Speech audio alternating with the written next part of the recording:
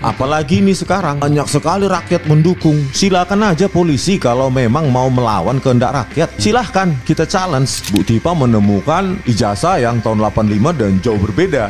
Dan lebih mirip punyanya Jokowi dengan ijazah sarjana muda. Ini kan bahaya ini. Bisa menimbulkan chaos kalau ini dikeluarkan Bu Tipa. Makanya hati-hati polisi. Anda kali ini tidak segampang kalian memenjarakan Bambang Tri dan Gus Nur.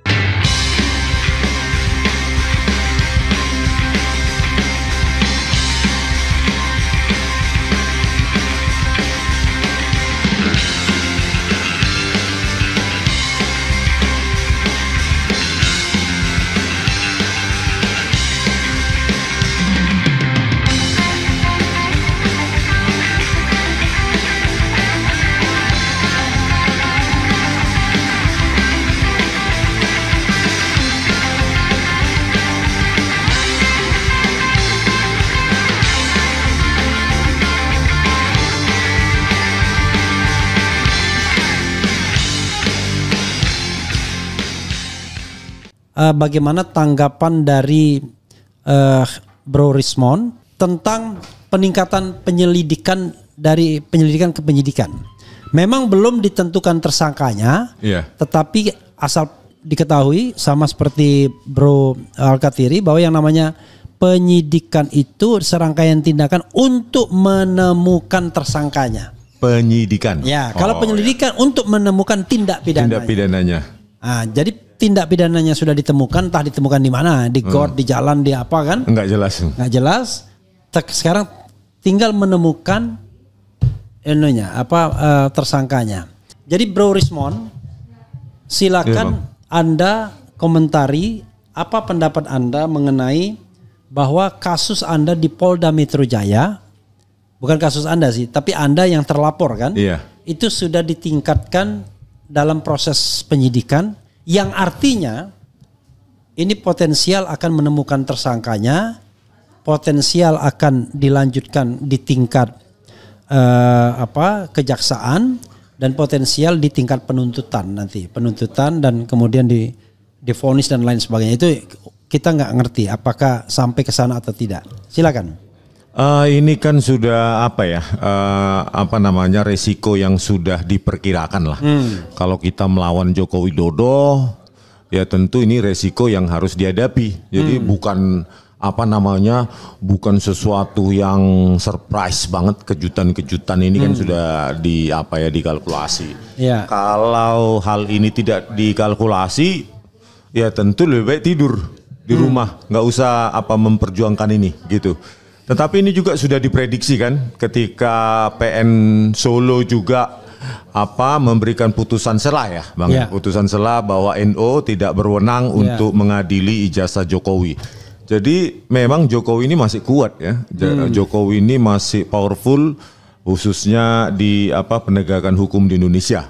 Jadi bagi saya lah dulu, semoga perjuangan ini tidak sia-sia ya. Perjuangan ini tidak sia-sia. Toh juga saya dalam perjuangan ini menemukan banyak teman, banyak teman-teman satu perjuangan yang tidak bisa saya temukan kalau perjuangan ini tidak saya jalankan gitu, Bang. Oke, satu lagi pertanyaan sebelum Anda pergi. Terkesan bahwa polisi menggeser gawang. Iya. Lapangan permainannya tetap sama, tapi target golnya tuh digeser gawangnya. Mau gol tapi digeser ke tempat lain.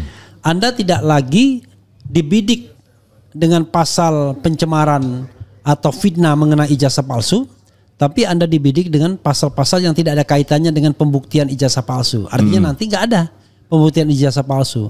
Yang akan dibuktikan apakah Anda melakukan penghasutan, apakah Anda melakukan ujaran kebencian, apakah Anda menyebarkan berita bohong. Kalau berita bohong mungkin masih ada kaitannya sedikit, tapi intinya adalah tidak ada pembuktian. Dan bayangan saya, mereka tidak penting mau menang atau kalah.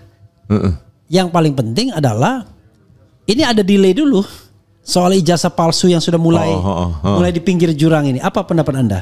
Ini kan apa ya, teknik mereka lah, biasalah parcok seperti ini ya. Ini sudah terjadi juga pada kasus Bambang Tri dan Gus Nur. Ya. Saya kira di sini kita harus total fight, bukan berarti kami kuat. Ya. Tetapi kami menemukan energi dari rekan-rekan seperjuangan bahwa kami tidak sendiri gitu loh. Kasus Jessica Wongso saja, saya sebagai ahli terus meneriakkan rekayasa barang bukti digital oleh Tito Karnavian, Krisnamurti dan Muhammad Nur Al-Azhar saja, saya sendiri lonely dan saya berani bersuara siap untuk dipenjarakan. Apalagi ini sekarang banyak sekali rakyat mendukung. Silakan aja polisi kalau memang mau melawan kehendak rakyat. Silahkan gitu loh. Kita challenge dan kita buka-bukaan di pengadilan gitu loh. Masalah pergeseran konteks sekarang ini menjadi penghasutan yang jauh yang berbeda dimensi atau domain dari ijazah Joko Widodo ya untuk ditunjukkan di pengadilan. Ini sangat memalukan sih bagi negara hukum seperti kita. Sangat-sangat memalukan. Ini sebagai cermin bahwa penegakan hukum di Indonesia itu masih morat-marit ya. Bahwa kemarin gelar perkara khusus juga Jokowi maupun pengacaranya tidak berani menunjukkan ijazahnya. Dan apalagi yang ditemukan tadi juga saya baru dengar ternyata dari statement Bu Tifa bahwa ternyata Bu Tifa menemukan ijazah yang tahun 85 dan jauh berbeda dan lebih mirip punyanya Jokowi dengan ijazah sarjana muda. Ini kan bahaya ini. Bisa menimbulkan chaos kalau ini dikeluarkan Bu Tifa. Makanya hati-hati polisi ya. Anda kali ini tidak segampang kalian memenjarakan Bambang Tri dan Gus Nur. Kami sudah menemukan banyak teman, banyak kekuatan dan banyak energi terutama dari rakyat juga. Rakyat yang punya logika sangat sederhana. Kalau Anda benar-benar lulusan UGM, tunjukkan, nggak berani kan, berarti palsu. Kan gitu. Anda kalau dalam permainan sepak bola itu ada counter attack. Tadi kan Anda sudah sebutkan counter attack-nya adalah Anda akan melaporkan Jokowi soal kebohongan Kasmujo. Ada yang mengatakan lah KKN bagaimana. Kemudian orang juga mengatakan bagaimana dengan ke KIP Komisi Informasi Pusat untuk meminta dibukanya soal ijazah tersebut. Itu Anda akan lakukan segera atau bagaimana? Ya, nanti ini kan diskusi sama tim hukum nanti. Ya. Saya akan mendesak karena saya sendiri kan nggak mungkin nggak diwakili kan, didampingi. Ya. Ya, keinginan saya itu melaporkan Jokowi atas dugaan skripsi palsu. Dan dugaan pembohongan publik tahun 2017 ketika dia menjadi presiden. Yaitu salah satu counter attack kita. Artinya kalau benar asas equality before the law, maka kami juga bisa melaporkan Joko Widodo gitu dengan pasal dengan aduan-aduan tadi itu, pasal melaporkan menyebarkan kebohongan. Ya, dia juga bisa kena kan? Buktinya Pak Kasmujo membantahnya. Belum lagi dugaan skripsi palsu karena proses forensik terhadap lembar pengesahan skripsi Joko Widodo itu sangat tidak profesional, hanya diraba, dirasakan, ada cekungan dan disimpulkan handpress. Gitu Bang. Silakan kalau Anda memang ingin beranjang sana ke tempat lain karena Anda perlu konsolidasi. Ya, saudara sekalian, kita lanjutkan ya. Apa yang Anda ingin sampaikan lagi terkait dengan hal ini? Jadi saudara sekalian, mohon maaf ya, kebetulan tadi dari Polda Metro tiba-tiba mereka berkunjung ke sini semua, makanya narasumbernya berganti-gantian, tetapi supporternya masih ada. Dan kemudian di tengah jalan ternyata ada berita yang mengatakan bahwa ditingkatkan ke proses penyidikan, yang artinya akan mencari dan menemukan tersangkanya, karena itu proses memang begitu stepnya. Dan kemudian kita tahu bahwa ya begitulah, kadang-kadang walaupun unlogical tetapi terjadi. It happens to Bambang Tri dan Gus Nur. Silakan. Ya, saya tadi bicara tentang Perkap kalau nggak. Ya, Perkap. Iya, jadi Perkap itu kan dibacakan tadi. Ya. Ya kan? Sorry. Kita lanjutkan soal Perkapnya ya. Iya, ya itu saya bacakan lagi ya Perkapnya. yang langsung ke pasal 80-nya aja. Iya, Persyaratan 80. langsung. Nah, 80 pemeriksaan barang bukti dokumen sebagaimana dimaksud dalam pasal 79 wajib memenuhi persyaratan formal sebagai berikut. Wajib ya. A. Permintaan tertulis dari Kepala Kesatuan Kewilayahan atau Kepala _ Pimpinan Instansi. B. Laporan polisi. C. BAP saksi _ tersangka atau laporan kemajuan. D. BA pengambilan, penyitaan dan pembungkusan barang bukti. Dan C. Otentikasi dokumen pembanding. Iya. Oke. Pemeriksaan ayat 2-nya ya. Perlu masih relevan ini? Enggak, situ aja cukup udah. Oke. Jadi begini. Sebenarnya pemeriksaan laboratorium. Tapi ada ini. Apa itu? Pemeriksaan barang bukti dokumen sebagaimana dimaksud dalam pasal 79 wajib memenuhi persyaratan teknis sebagai berikut. Dokumen bukti yang dikirimkan adalah dokumen asli, bukan merupakan tindasan karbon, fax atau fotokopi. Silakan. Ya. Jadi begini, saya ini berbicara hubungan dengan gelar kemarin, itu saya sampaikan bahwa pemeriksaan laboratorium yang dilakukan oleh Mabes Polri ini itu adalah melanggar prosedur, melanggar ketentuan yang ada. Karena syaratnya itu wajib, diantaranya ada laporan. Ya. Sedangkan ini posisi lagi dumas, masih dumas. Belum ada laporan polisi. Bukan embrio lagi, bahkan belum ada janin di sini gitu. Ya. Kalau orang-orang anak kecil, anak bayi itu belum ada janin gitu, ya kan? Lah, kalau dikatakan di situ salah satu syaratnya harus ada laporan, berarti apa kesimpulannya? Berarti pemeriksaan laboratorium itu harus dalam taraf penyidikan. Ya kan, laporan itu kan adanya penyidikan. Pasti sebelum laporan ada sprindik kan? Ya kan? Ya, laporan itu. Dan laporan itu kan ada nomor laporannya, ada tindak pidananya, ada peristiwa pidananya dan sebagainya. Yang di Barreskrim itu kan seandainya itu sampai ke laporan itu kan pemalsuan surat. 263, 264, 266, ya kan? Pemalsuan surat. Sedangkan di Barreskrim, di Polda beda. Jadi nggak bisa ini digunakan hasilnya untuk ini. Ya itu satu. Kedua, yang menarik ada BAP, berita acara pemeriksaan saksi dan tersangka di situ. Coba dibacakan tersangka. Nah, tersangka itu di mana? Tersangka itu di akhir memang begitu. Biasanya laboratorium itu di akhir. Proses penyidikan pasti. Makanya itu asli dan tidak itu urusan pengadilan. Makanya masuk di dalam 184. Yaitu alat bukti, diantaranya apa? Alat bukti surat. Ya, seharusnya di situ masuknya. Yaitu untuk apa? Untuk dibicarakan atau diperdebatkan di pengadilan. Itu ya kan. Nah, kemudian yang saya tekankan yang C kalau nggak salah itu ada berita acara penyitaan. Itu yang saya sorot yang penyitaannya ini. Karena ini berhubungan dengan kalau memang ada berita acara penyitaan, kenapa diambil sebelum diumumkan kemarin? Nggak boleh. Dan penyitaan itu kalau kita lihat KUHP pasal 1.16 kalau bisa dibacakan di situ, barangkali sambil saya bicara, ya kan? Jadi yang namanya penyitaan itu tidak ada, dumas disita itu tidak ada.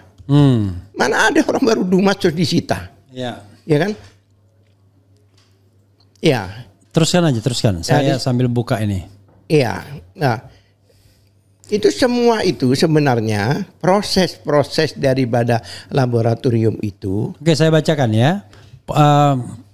Pasal 1.16 KUHP ya, Undang-Undang nomor 1, Undang-Undang nomor 8 tahun 1981. Penyitaan adalah serangkaian tindakan penyidik untuk mengambil alih dan atau menyimpan di bawah penguasaannya benda bergerak atau tidak bergerak, berwujud atau tidak berwujud untuk kepentingan pembuktian dalam penyidikan, penuntutan dan peradilan. Iya, kan jelaskan. Siapa itu coba? Serangkaian yang dilakukan oleh penyelidik apa penyidik di situ? Penyidik. Nah, kalau penyidik berarti apa?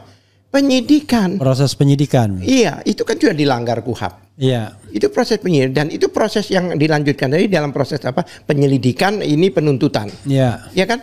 Tidak ada dumas di situ. Iya. Nah, kemudian katanya lawyernya Jokowi di dalam loh, ini kan masalahnya kan ini kan belum penyidikan.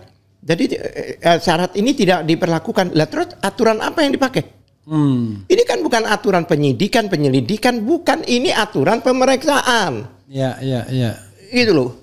Apalagi katanya ya Pak kan itu ada namanya Perkaba. Iya. Perkaba itu adalah peraturan Bareskrim itu. Iya, kepala Bareskrim. Iya, dia sebutkan kalau nggak salah nomor 1 tahun 2002 dan saya hafal itu. Saya mau jawab itu enggak boleh. Ya sudah selesai katanya itu. Perkaba itu SOP. Iya. Bukan persyaratan. Enggak supaya tahu karena itu dibicarakan dalam gelar. Ini kenapa sama si siapa itu orang Kompolnas disebutkan. Disebutkan dong perdebatan itu, disebutkan dong bahwa ini ada pelanggaran. Oleh sebab itu sampai sekarang bahkan penekanan pada kami kemarin si Egy Sujana itu agak sedikit emosi dia katakan, ya kan kita gelar kita kira kita ditemukan dengan ijazah aslinya. Ternyata tidak. Untuk apa kita gelar katanya? Kalau seperti ini, gelar ini nothing dia bilang. Itu kan emosi banget beliau itu. Nothing. Kan kayak kita gelar perkara bahkan pada waktu diumumkan dikatakan bahwa kenapa gelar perkara khusus ini diadakan karena sudah menjadi isu nasional. Diakui. Ya kan? Nah, apa salahnya sih dihadirkan kembali ijazahnya untuk kita lihat bersama-sama? Dan itu bukan barang yang sulit sebenarnya. Iya, kalau ada kemauan. Jadi ini gelar tapi seperti dialog di TV biasa, TV swasta kemarin gitu. Dialog teriak-teriak, ada diam, ada ini, ada seperti itu. Malah lebih keren di TV. Lebih keren di TV. Ada crossfire-nya sedikit. Iya. Nah, setelah kita balik baru diadakan katanya penelitian lebih lanjut. Katanya Khairul Anam itu dia bilang, saya bilang Khairul Anam saya kenal sejak kilometer 50. Ya kan? Coba dia lihat. Jadi apapun juga yang dikatakan polisi digongin sama dia. Dan dari dulu memang orang. Lah sekarang di Kompolnas ya. Bareskrim Kompolnas memang begitu kan. Sekarang dia di Kompolnas, ya kan? Yeah. Ini persis seperti jadi sudah prosedur, sudah ini, sudah. Saya tanya sama dia, bagaimana? Apakah Perkab dilanggar ini sesuai prosedur atau tidak? Ya kan? Belum saya keluarkan undang-undang pasal 10 undang-undang perlindungan saksi dan korban. Itu jelas kan? Jika ada laporan, maka tidak boleh dilaporkan balik, tapi dilakukan. Ini sebenarnya undang-undang dilanggar, Perkab, bahkan undang-undang dasar sendiri pasal 28F itu dilanggar. Yeah. Kemudian undang-undang keterbukaan itu, ya kan dilanggar juga. Keterbukaan itu jelas pasal 2 dan pasal bisa dibacakan barangkali. Pasal berapa? Undang-undang nomor 14 tahun 2008. Ya, pasal 2. Pasal 2 ya. Ya, benar. Pasal 10. Pasal 1 dulu. Oh, pasal 1. Bukan undang-undang 14 ya. Undang-undang 14 2008. Tahun 2008. Ini tentang keterbukaan publik. Tentang keterbukaan informasi publik. Iya. Pasal 1 ayat 3 dulu. Pasal 1 ayat 3. Poin 3. Pasal 1 poin 3. Iya. Badan publik adalah lembaga eksekutif, legislatif, yudikatif, dan badan lain yang fungsi dan tugas pokoknya berkaitan dengan penyelenggaraan negara yang sebagian atau seluruh dananya bersumber dari APBN dan atau APBD atau organisasi non pemerintah sepanjang sebagian atau seluruh dananya bersumber dari APBN dan atau APBD dan belanja daerah, sumbangan masyarakat dan atau luar negeri. Silakan. Iya. Pertanyaan saya, UGM itu terima dana nggak dari APBN? Oh ya udah pasti itu udah pasti. KPU badan terima publik. Dana nggak dari ya, udah dia? Pasti, udah pasti. Kita masuk sekarang ke pasal 2. Pasal 2 udah pasti badan publik dia. Setiap informasi publik. Oke, sebentar. Jadi setiap informasi publik bersifat terbuka dan dapat diakses oleh setiap pengguna informasi publik. Ya. Kemudian informasi atau langsung ke pasal 4 aja biar pasal 4 ya. Itu pasal 2 ya, pasal 4. Pasal 4. Oke nih. Setiap orang berhak memperoleh informasi publik sesuai dengan ketentuan undang-undang ini. Setiap orang berhak melihat dan mengetahui informasi publik, menghadiri pertemuan publik yang terbuka untuk umum untuk memperoleh informasi publik, mendapatkan salinan informasi publik melalui permohonan sesuai dengan undang-undang ini dan atau penyebarluasan informasi publik sesuai dengan peraturan perundang-undangan. Setiap pemohon informasi publik berhak mengajukan permintaan informasi publik disertai alasan permintaan tersebut. Sampai di sini. Oke. Iya kan? Iya. Iya kan? Lah, sekarang publik itu minta ke UGM. Iya. Dengan UGM tidak memberikan, tidak fair, tidak. Karena apa? Saya katakan bahwa data pribadi jika digunakan untuk menjadi atau persyaratan sebagai pejabat publik sudah menjadi data publik. Yang mana terbuka. Semua orang bisa mengakses. Nah, sekarang UGM yang melanggar undang-undang, KPU melanggar undang-undang, melanggar undang-undang dasar, ya kan? Ini dibenarkan. Maka kami sebagai publik yang berhak untuk mengetahui itu, kenapa Egy Sujana sebagai TPUI dia ingin tahu? Karena kliennya itu dihukum hanya gara-gara tidak dibukanya ijazah yang diduga yang mereka katakan asli itu. Iya kan? Jadi bukan tiba-tiba kan, kenapa sih kok? Kenapa gimana? Gara-gara tidak dibukanya ijazah itu, tidak terbukanya ijazah itu, maka 2 orang warga negara dihukum 6 tahun. Itu ada hubungannya. Katanya Jokowi didolimi. Lah pertanyaan saya, siapa sekarang? Jokowi atau rakyat? Mau masuk penjara, jelas itu rakyat yang masuk penjara. Siapa yang benar didolimi? Nah, itulah artinya supaya warga negara Indonesia ini tahu bahwa kita sebagai warga negara ini berhak untuk, saya pernah katakan di sini, jangankan ijazah, kalau orang sudah sebagai pejabat publik, hartanya itu loh harus dideklar. Iya. Ijazah cuma selembar ini harta, ada tanah, ada ini, ada rumah, ada aset, ada saham, itu harus dideklar dan orang berhak mengetahui. Kalau tidak ada masalah dia nggak akan keberatan.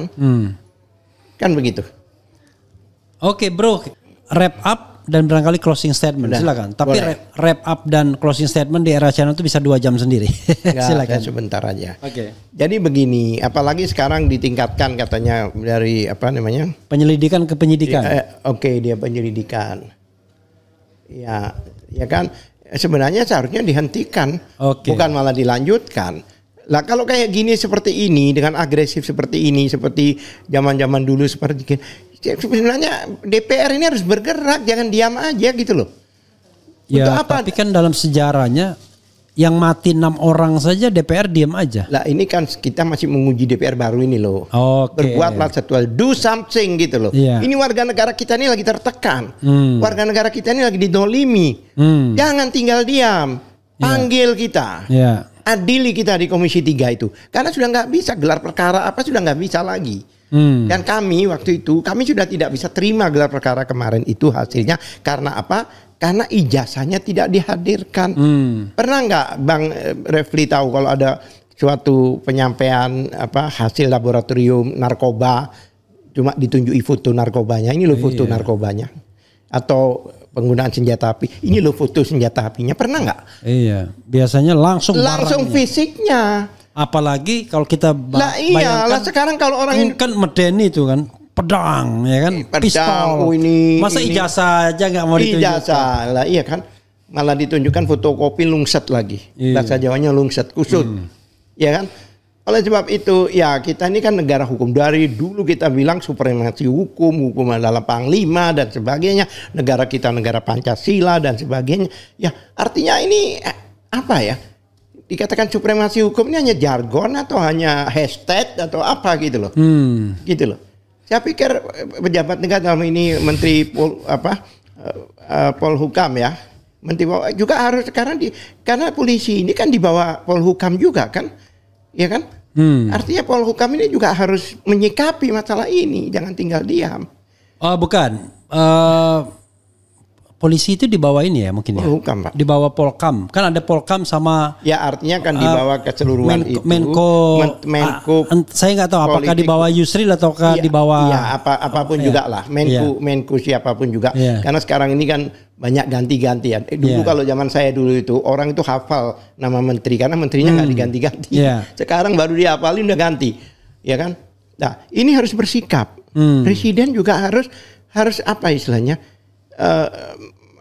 Ya istilahnya menyetop lah, artinya ya minimal melihatlah apakah ini fair atau tidak. Tapi yang jelas itu Komisi 3 karena itu tugasnya gitu loh. Nah, sekarang ini kan rakyat lagi menjerit, rakyat lagi tertekan. Ya kan? Apalagi Prabowo selama ini kan selalu menggaungkan sesuatu yang positif, perubahan-perubahan, dan memang bagus perubahan-perubahan, better and better lah. Tapi kalau penegakan hukum masih seperti ini, kan sayang karena nilai setitik rusak susu sebelanga itu kan istilahnya. Itu closing system. Oke, sobat era sekalian, kita harus akhiri ya, dan tentu banyak hal-hal yang akan kita dapatkan. Demikian juga perkembangan ke depan dengan ditingkatkannya dari penyelidikan ke penyidikan. Mungkin satu sisi merasa jumawa, waduh berhasil gua, hebat gua sebagai lawyer karena sudah berhasil memprovokasi polisi gitu dalam tanda kutip. Tapi di sisi lain kita harus tanyakan pada nurani soal kebenaran. Ya, karena kebenaran itu nggak bisa dibohongi. Begitu saja saudara sekalian. Wassalamualaikum warahmatullahi wabarakatuh. Keren cadas.